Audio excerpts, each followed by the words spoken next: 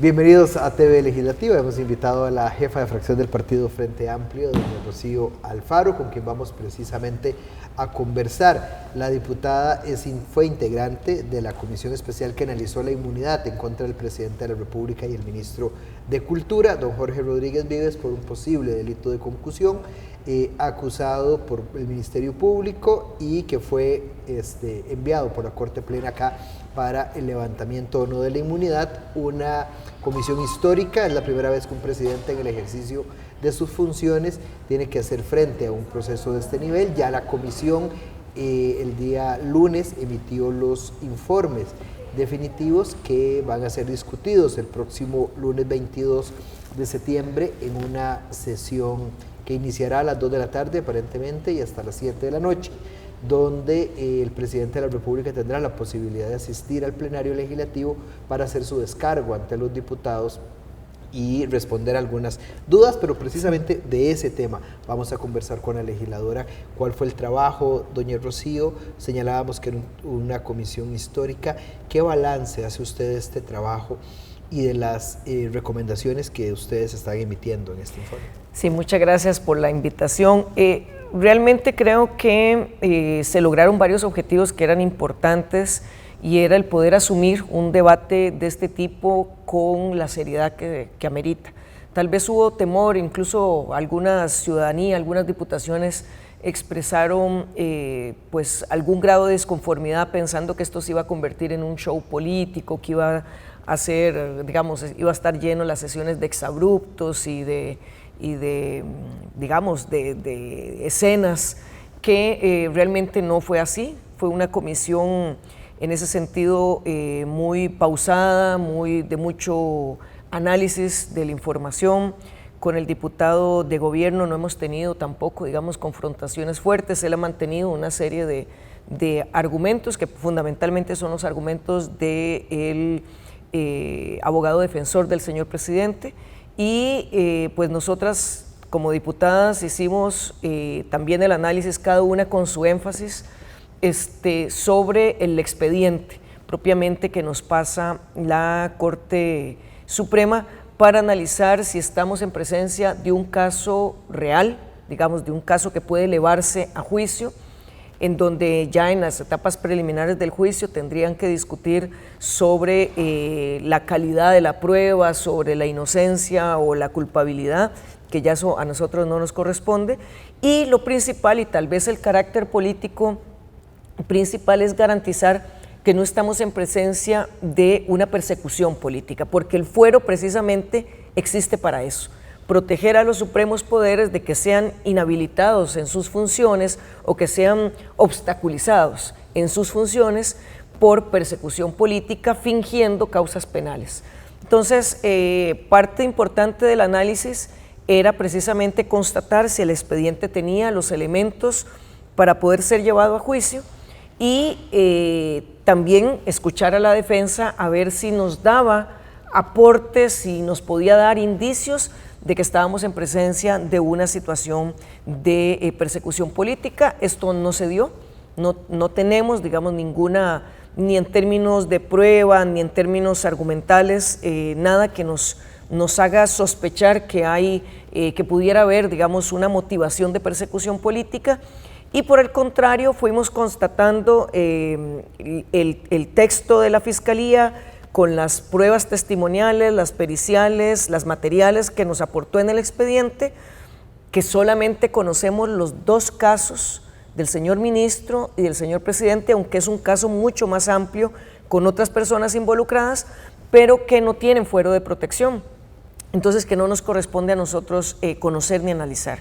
Y después de constatar entre el texto de la Fiscalía, la defensa, sus argumentos, pues confirmamos que hay un caso que no sabemos cómo se va a definir, que ya los testimonios y la legitimidad de los testimonios se verán más adelante, pero efectivamente hay un caso que nos parece sólido para ser llevado a tribunales. ¿Qué va a pasar en tribunales? No nos corresponde.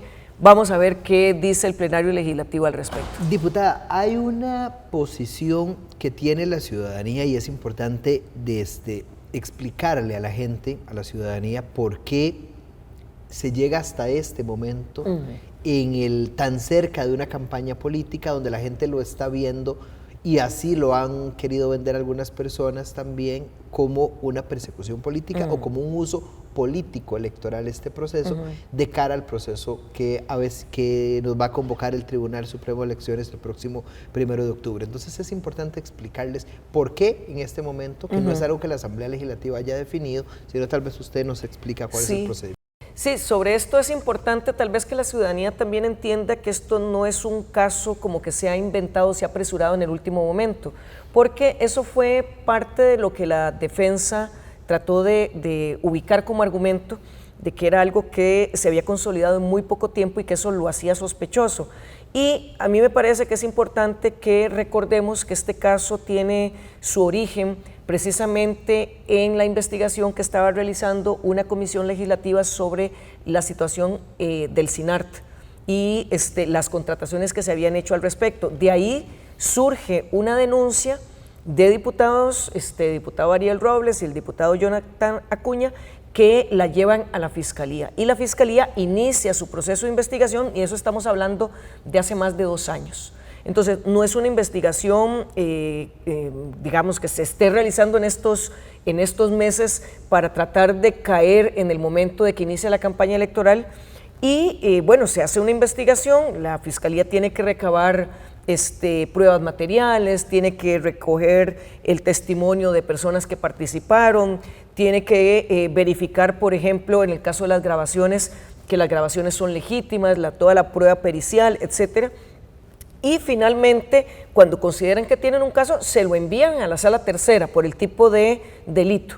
La Sala Tercera, pues fue su criterio que efectivamente hay un caso, y entonces al tener involucradas 2 personas de los supremos poderes, lo envía a su vez a la Corte Suprema.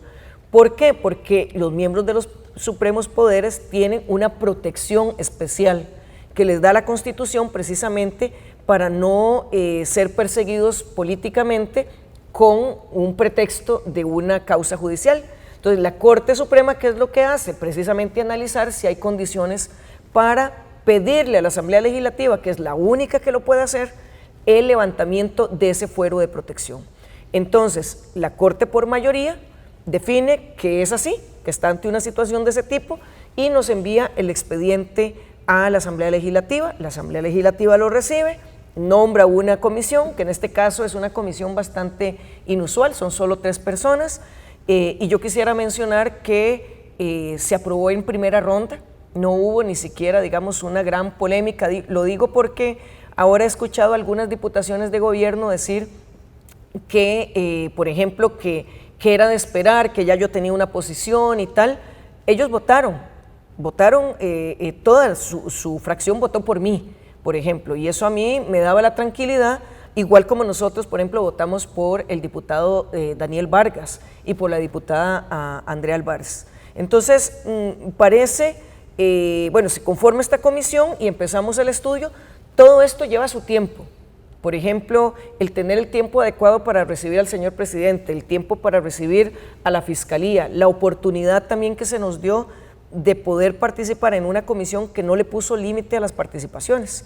De hecho, las diputaciones también de gobierno participaron en una de las sesiones y tuvieron la oportunidad de brindar sus criterios sin ninguna limitación de tiempo.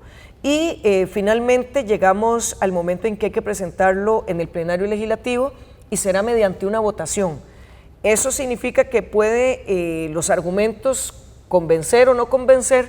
Yo esperaría que realmente las diputaciones se apeguen a lo contenido en los informes y no solamente a un tema de simpatía o antipatía por el gobierno, y que pues también es conveniente que esto se vote cuando se presenta, porque una de las quejas que se ha hecho a las fiscalías en el pasado es que como que no se han animado a hacer estos casos pronto, ¿verdad? Y tenemos casos que se han vuelto emblemáticos, desgraciadamente, en donde pasan de 15 a 25 años esperando juicio, y realmente a mí me parece que está bien que no se tome en consideración como un criterio político cuando el criterio debe ser el técnico, cuando el caso está preparado, y no qué es lo que está pasando en términos electorales o qué tan pronto está salir de de gobierno, que por ejemplo el señor presidente se le preguntó, pero no lo quiso contestar, ¿verdad? Si él sentía que eso era un factor que estaba en juego,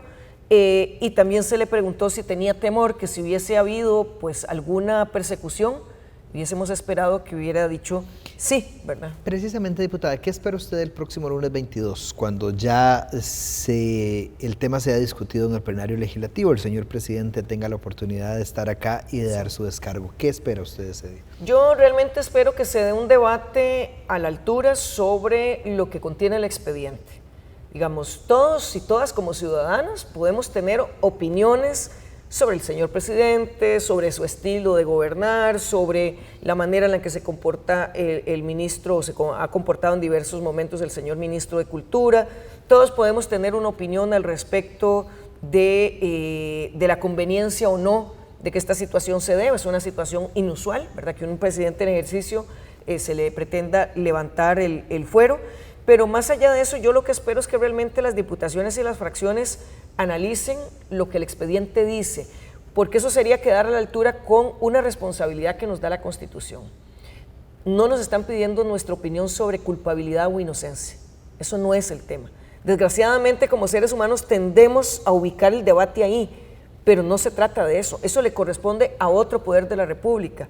Y hemos insistido mucho, yo creo que es muy importante, en el respeto a la división de poderes. A nosotros lo que nos corresponde es certificar si el expediente que nos ponen en las manos tiene los elementos suficientes para ser elevado a un juicio, donde se verá todo lo que corresponde, o si estamos en presencia de alguna situación en donde se está queriendo obstaculizar a alguna de las personas protegidas por el fuero para que no cumplan con su labor.